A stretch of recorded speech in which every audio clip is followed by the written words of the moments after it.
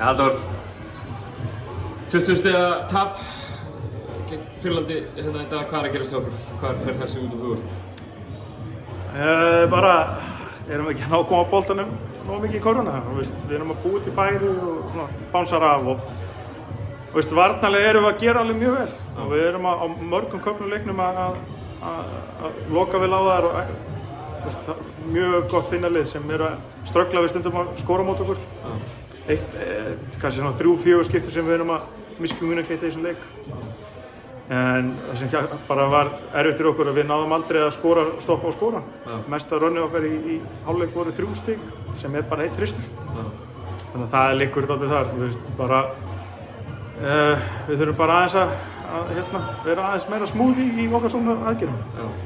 Var mikill munur fannst þér á þessu liði og liðinu sem mættið í gær í Svíþjóð? Það er miklu meira physical og sækja á okkur ótrúlega miklu tempói og fengu að vera mjög physical hérna á okkur. Og þannig að það er kannski munurinn. Mér finnst kannski svona meiri einstaklingsgæði mögulega í Svíunum en miklu meiri liðsheild og miklu meiri barátta í þessu liði.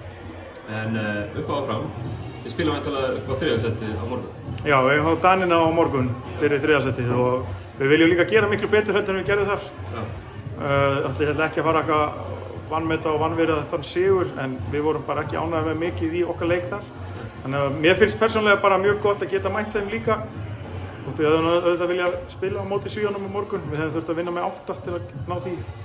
En það væri gott að mæta Dönunum og fá 1 leik viðbót fyrir okkar undirbúning fyrir EM og execúta þá betur það sem við vildum sjá betur á móti Dönunum. Bestu þakkir. Gangi vel.